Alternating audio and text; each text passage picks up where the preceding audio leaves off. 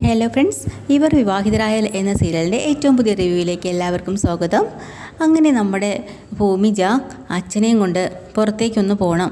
കാരണം മനസ്സൊക്കെ ഒന്ന് ശരിയായി വരണം, ഒന്ന് ഹാപ്പി ആയിട്ടിരിക്കണം എന്നൊക്കെ വിചാരിച്ചിട്ടാണ് കൊണ്ടുപോകാൻ പോകുന്നത് കേട്ടോ. അങ്ങനെ അമ്മയടുത്ത് വന്ന് യാത്ര പറയാൻ വരുമ്പോൾ അമ്മയോട് ചോദിക്കുന്നുണ്ട്, അമ്മയെ കൊണ്ടുപോകാത്തതിന് കുശുമ്പെന്തേലും ഉണ്ടോ?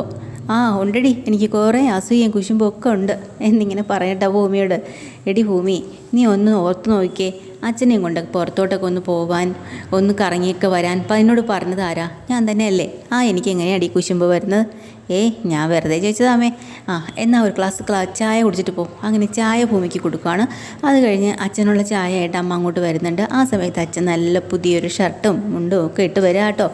അത് നമ്മുടെ ഭൂമി എന്ന് പറയുന്നുണ്ട്, ഇപ്പം നല്ല ഗ്ലാമർ ആയിട്ടുണ്ട്, അടിപൊളിയായിട്ടുണ്ടെന്നൊക്കെ.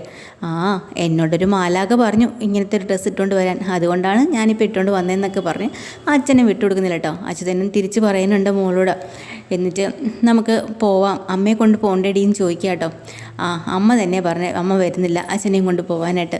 അമ്മയ്ക്ക് വേറെ കുഴപ്പം വിഷമങ്ങളൊന്നും ഇല്ലല്ലോ അല്ലോടി? അങ്ങനെയൊന്നുമില്ല. പിന്നെ ഈ പോകുന്ന സ്ഥലങ്ങളെല്ലാം അമ്മ കണ്ടിട്ടുള്ളതാണ്. അത് ശരിയാണ്, അമ്മ പല നാടകത്തിനും ഒക്കെ പോകുമ്പോൾ ഇങ്ങനെയുള്ള സ്ഥലങ്ങളിലൊക്കെ പോയിട്ടുണ്ടല്ലോ, അതുകൊണ്ട് അവൾക്ക് വിഷമമൊന്നും ഉണ്ടാവില്ല. നമുക്ക് എന്തായാലും പോയിട്ട് വരാച്ചാ. അങ്ങനെ പറഞ്ഞിരിക്കുമ്പോൾ ഭൂമിക്ക് വർക്ക്ഷോപ്പിൽ നിന്നൊരു കോൾ വരാം കേട്ടോ. നമ്മുടെ CCTV അവിടെ നന്നാക്കാനായിട്ട് കൊടുത്തിട്ടുണ്ടല്ലോ. അയാൾ പറയാം, ഭൂമി ഇതിനി ശരിയാക്കാൻ പറ്റുമെന്ന് തോന്നുന്നില്ല. എന്താ കാര്യം? ഏതാണ്ട് ആയുസ് തീർന്നിട്ടുണ്ട്, വെറുതെ പൈസ ചിലവാക്കണോ എന്ന് ചോദിക്കണത് ഭൂമിക്ക് ദേഷ്യം വരിക കേട്ടോ. എന്തൊക്കെയാണോ താനീ പറയുന്നത്?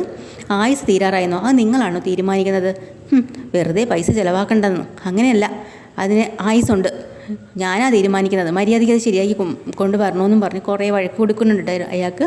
എന്നിട്ട് അച്ഛൻ ചോദിക്കുന്നുണ്ട്, എന്തിനാ മോളെ നീ അയാളോട് കിടന്ന് ചാടുന്നത്? അച്ഛാ പറയണ കേട്ടില്ലേ, CCTVക്ക് ആയുസ് തീരാറായിന്ന്. അങ്ങനെ വിട്ടുകൊടുക്കാൻ പറ്റുമോ? വിട്ടുകൊടുക്കാൻ പറ്റത്തില്ല എന്നും പറഞ്ഞുകൊണ്ട് ഭൂമി അവിടെ നിന്ന് മാറി നിന്ന് കരയാട്ടോ. കാരണം അച്ഛൻ്റെ ജീവനാണല്ലോ അത്, അതിനെ ആയുസ് തീർന്നാൽ അച്ഛനും ആയുസ് തീർന്നു എന്നാണ് ഭൂമി വിശ്വസിക്കുന്നത്. അപ്പോൾ അമ്മ അച്ഛനോട് പറയാം, അയാൾ ഫോണിൽ കൂടെ വിളിച്ച് പറഞ്ഞതുകൊണ്ട് ഇത്രയിൽ നിന്നു. നേരിട്ടെങ്ങാനും അവളെ കൂടെ ഇത് പറഞ്ഞിരുന്നെങ്കിൽ അവൾ അയാളെ ഇപ്പോൾ കൊന്നു വെച്ചേനായിരുന്നു ആയുസ് തീരാറായെന്ന്. അവളുടെ ധാരണ എന്ന് വെച്ചാൽ CCTVയിൽ ആയുസ് തീർന്നാൽ ഇവിടെ അച്ചുവേട്ടൻ്റെ ആയുസ് തീർന്നു എന്ന അമ്മയും പറയാട്ടോ. അപ്പോൾ അച്യുതൻ പറയുന്നുണ്ട്, സാരമില്ല, അതൊക്കെ അവളുടെ സ്നേഹക്കൂടുതൽ കൊണ്ടാണ്, നമുക്ക് പോവാം അച്ഛാ. അങ്ങനെ ഇവർ രണ്ടുപേരും കൂടെ പോവാൻ ഇറങ്ങുമ്പോൾ ആ പരിസരത്ത് കമാൽ വന്ന് ഒളിച്ച് നിൽക്കുക കേട്ടോ. ഇവിടെ ആരൊക്കെയുണ്ട് എന്തൊക്കെയാണെന്നൊക്കെ നോക്കാനായിട്ട്. അങ്ങനെ ഭൂമിയെയും അച്യുതനെയും പിന്നെ അവിടെ നിൽക്കുന്ന ആ ഒരു നമ്മുടെ അമ്മേനെയും എല്ലാവരെയും കമാൽ കാണുകയാണ്, മനസ്സിലാക്കുകയാണ് ഇതാണ് അമ്മയും അച്ഛനും മകളും എന്നൊക്കെ. എന്നിട്ട് ഇവരെ പിന്തുടർന്ന് പോവാട്ടോ, ഇവരെ എങ്ങോട്ട് പോകാമെന്ന് അറിയാൻ വേണ്ടിയിട്ട്. ഇതേ സമയത്ത് സൗഭാഗ്യപുരത്ത് കാണിക്കുകയാണ്. അവിടെ തകൃതിയായിട്ട് വിവാഹാലോചനയുടെ ആ ഉറപ്പിക്കൽ ചടങ്ങിൻ്റെ കാര്യങ്ങളെക്കുറിച്ചൊക്കെ നടക്കുകയാണ് കേട്ടോ.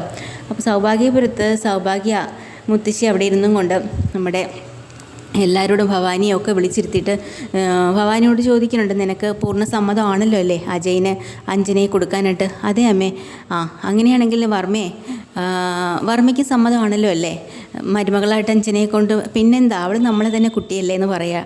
ശരി, അങ്ങനെയാണെങ്കിൽ നമുക്കൊന്ന് ഉറപ്പിച്ചാലോ? എന്തുറപ്പിക്കാനാ അമ്മേ? അല്ല, വർമ്മയ്ക്ക് എത്ര സ്ത്രീധനം വേണ്ടെന്ന് പറഞ്ഞോ? സ്ത്രീധനോ? ഇന്ന് നല്ല മൂഡിലാണല്ലോ അമ്മ. നീ പറഞ്ഞോ? അപ്പം മരുമകൻ വർമ്മ പറയാം, എന്താ അമ്മ ഇങ്ങനെയൊക്കെ പറയണ? സ്ത്രീധനോ? അപ്പോൾ സംഗീതയും പറയുന്നുണ്ട്, നമുക്കതിൻ്റെ ആവശ്യമുണ്ടോ? അതല്ലെന്നേ, ഇവള് ഭവാനിക്കിപ്പം മറ്റുള്ളവരെ പോലെയുള്ള സാമ്പത്തിക ശേഷി കുറവാണ്, അതുപോലെ തന്നെ സമ്പത്തും ഒക്കെ മറ്റുള്ളവരെക്കാളും കുറവല്ലേ. അപ്പോൾ അതുകൊണ്ട് ഇനിയിപ്പം അതിൻ്റെ പേരിൽ നിങ്ങൾക്ക് മനസ്സിൽ നാളൊരു സമയത്ത് ഒന്നും തോന്നാൻ പാടില്ല. അങ്ങനെ എന്തെങ്കിലും ഉണ്ടെങ്കിൽ ആ കുറവ് ഞാൻ തന്നെ നികർത്തി തരും. അതുകൊണ്ടാണ് പറയുന്നത്. എൻ്റെ അമ്മേ, അവൾ ആരാ? അഞ്ജന നമ്മുടെ തന്നെ കുട്ടിയല്ലേ, നമ്മളെ വീട്ടിലെ കുട്ടി, എൻ്റെ സഹോദരൻ്റെ മോള്. അപ്പോൾ പിന്നെ നമ്മളതിന് അങ്ങോട്ടും ഇങ്ങോട്ടും ശ്രീധന കണക്ക് പറയേണ്ട ആവശ്യമുണ്ടോ? നമുക്കതിൻ്റെ ഒന്നും ഒരു ആവശ്യമില്ലമ്മേ, നമുക്ക് അവളെ മാത്രം മതിയല്ലോ. അവൾ ഈ വീട്ടിലെ കുട്ടി തന്നെയല്ലേ, കുട്ടിക്കാലം പോലെ നമ്മൾ പറയുന്നതല്ലേ അഞ്ജനയും അജയും, അല്ലെങ്കിൽ ഇപ്പോൾ ഏട്ടനും മകളുണ്ടെങ്കിൽ അങ്ങനെ എന്നൊക്കെ പറഞ്ഞിരിക്കുകയാണ്. അപ്പോൾ അമ്മ ഉടനെ പറയാം, ശരി, അപ്പോൾ പൂർണ്ണമായിട്ട് സമ്മതമാണ്. പിന്നെ സത്യ, നീ ഒരു കാര്യം ചെയ്യണം. എന്തായാലും അഞ്ജനയ്ക്ക് അച്ഛനില്ല, അച്ഛൻ്റെ സ്ഥാനത്ത് നിന്ന് കാര്യങ്ങളൊക്കെ നടത്തേണ്ടത് നീ തന്നെയാണ്, നിൻ്റെ മകളാണ് അവൾ, അങ്ങനെ വേണം എല്ലാം മുന്നോട്ട് കൊണ്ടുപോകാനെന്ന് പറയാം കേട്ടോ. അപ്പോൾ തന്നെ നമ്മുടെ ഭവാനിക്ക് ദേഷ്യം വരിക കേട്ടോ. ഭവാനി മനസ്സിലാലോചിക്കുകയാണ്, ഇയാളെ എനിക്ക് കണ്ണെടുത്താൽ കണ്ടുകൂടാ. എന്നിട്ടാണെങ്കിൽ ഇയാൾ ഇനി ഇതൊക്കെ നോക്കി നടത്തുന്ന വെച്ചാൽ എനിക്ക് ദേഷ്യം വരുന്നുണ്ട്. എങ്ങനെയായാലും ഇതൊന്ന് നടത്തിയെടുക്കണം, അതുവരെ സഹിക്കാം. എൻ്റെ സാഗർ മരിച്ചത് ഇവൻ ഒറ്റൊരുത്തൻ കാരണമാണ്. അതുകൊണ്ട് തന്നെ എൻ്റെ മോളെ കല്യാണം ഇയാൾ തന്നെ മുന്നിട്ട് നിന്ന് നടത്തുന്നോ? ഓഹ് എന്ന് പറഞ്ഞ് ദേഷ്യം പിടിച്ച് നിൽക്കുക കേട്ടോ. അപ്പം നമ്മുടെ സത്യന് പെട്ടെന്ന് വിഷമാവാണ്. കാരണം സ്വന്തം മോളുണ്ടായിരുന്നെങ്കിൽ, അനുപമ ഉണ്ടായിരുന്നെങ്കിലേ ഇപ്പോൾ ഇവിടെ ഇപ്പോൾ നിൽക്കേണ്ട ഒരു പെണ്ണാണല്ലേ.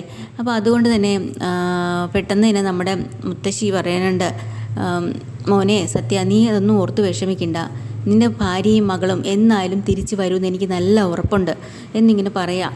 അപ്പോൾ വീണ്ടും ഭവാനിക്കൊരു ടെൻഷൻ. അങ്ങനെ എന്തെങ്കിലും സംഭവിച്ചു കഴിഞ്ഞാൽ ഈ കല്യാണം നടക്കില്ല. പെട്ടെന്ന് തന്നെ അവർ പുറത്തേക്ക് ഇറങ്ങി ചെന്നിട്ട് കമാലിനെ വിളിക്കുക കേട്ടോ. കമാലെ, ഇവിടെ കാര്യങ്ങളൊക്കെ ആകെ മാറി മറിഞ്ഞുകൊണ്ടിരിക്കുകയാണ്. എത്രയും വേഗം ഞാൻ പറഞ്ഞ കാര്യം ചെയ്തോ? ആ പെണ്ണ് അയാളുടെ മകളാണോ എന്നൊക്കെ നീ കണ്ടുപിടിച്ചോ? ഞാൻ അവരുടെ പുറകിലാണ് മാഡം, ഇന്ന് എന്തായാലും ഞാൻ കണ്ടുപിടിച്ചിരിക്കും, അതിന് യാതൊരു മാറ്റവും ഇല്ല എന്നിങ്ങനെ കമാൽ പറയാണ്. അപ്പോൾ ഭവാനി അത് കേട്ട് സമാധാനപ്പെട്ട് ഫോണും വെക്കുക കേട്ടോ. ഇതിനിടയ്ക്ക് അകത്ത് വേറൊരു സംഭവം നടന്നിട്ടുണ്ട്. കാരണം മുത്തശ്ശി ഉടനെ നിൽക്കുന്ന സമയത്ത് തന്നെയാണ് നമ്മുടെ അജയ് കയറി വരുന്നത്. അപ്പോൾ അജയ് ചോദിക്കുന്നുണ്ട്, ഇവിടെ എന്താ എല്ലാവരും കൂടെ, നിനക്കറിയില്ലേ നിൻ്റെ വിവാഹ നിശ്ചയം നടക്കാൻ പോകുന്ന കാര്യത്തെക്കുറിച്ച് ഞങ്ങൾ ചർച്ച ചെയ്യുന്നത്. അപ്പോൾ അജയ് പറയണം, മുത്തശ്ശി അതിന് എൻ്റെ അഭിപ്രായം കൂടി നിങ്ങൾ അറിയണ്ടേ.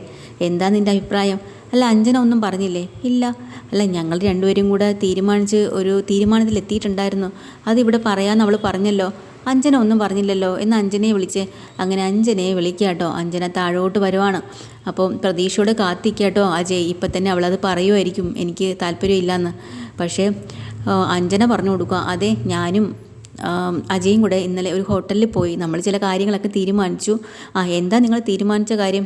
അജയ് പറയുന്നു, വിവാഹത്തിന് താല്പര്യമില്ല എന്നുള്ള രീതിയിലാണല്ലോ അവൻ്റെ സംസാരം. നിനക്കെന്താ മോളെ?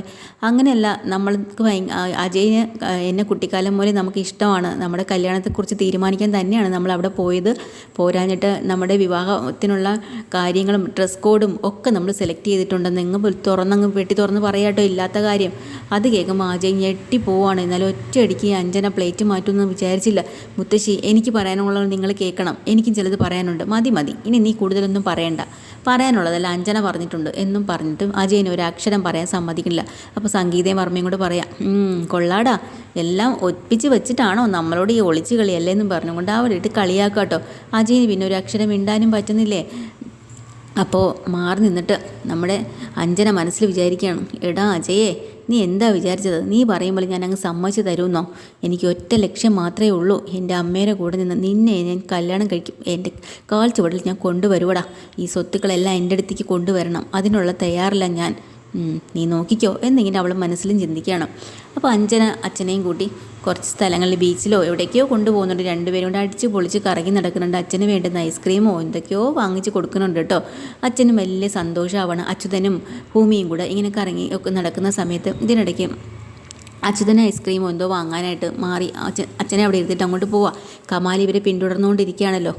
അപ്പോൾ എങ്ങനെയെങ്കിലും ഈ പെങ്കൊച്ചിൻ്റെ കഴുത്തിൻ്റെ ഇടതുവശത്ത് ഒരു മറുകുണ്ടെന്ന് പറഞ്ഞത് കണ്ടുപിടിക്കണം. അങ്ങനെ ഇവളെ ആരും അറിയാണ്ട് അടുത്തേക്ക് ചെന്നിട്ട് നമ്മുടെ ഭൂമിജ അയാൾ തട്ടിയിടുക കേട്ടോ. ഭൂമിജ മറിഞ്ഞ് വീഴുന്നുണ്ട്. ആ സമയത്ത് മുടിയൊന്നും ഇങ്ങനെ മാറുന്ന സമയത്ത് കഴുത്തിൻ്റെ പുറകു വശത്ത് ആ മറുക് കമാൽ കാണുകയാണ്. അതോടെ അയാൾക്ക് മനസ്സിലായി ഇത് ഭവാനി കൊല്ലാൻ ഏൽപ്പിച്ച കുട്ടി തന്നെയാണെന്ന്. ഉടനെ തന്നെ അയാളത് ഭവാനിയെ വിളിച്ച് അറിയിക്കുക കേട്ടോ. അങ്ങനെ ഭവാനി ആകെ ഞെട്ടിത്തരിച്ച് പോവുകയാണ്. ഞാൻ കൊല്ലാൻ ഏൽപ്പിച്ച് അതിനെ അയാൾ വളർത്തിയല്ലേ, അത് ശരി, അപ്പോൾ എന്നെ ചതിച്ചു. അങ്ങനെയാണെങ്കിൽ കമാലെ ഇനി അവൾ മാത്രമല്ല അയാളും ജീവിച്ചിരിക്കേണ്ട, രണ്ടുപേരും തട്ടിക്കുമെന്ന് പറയാം.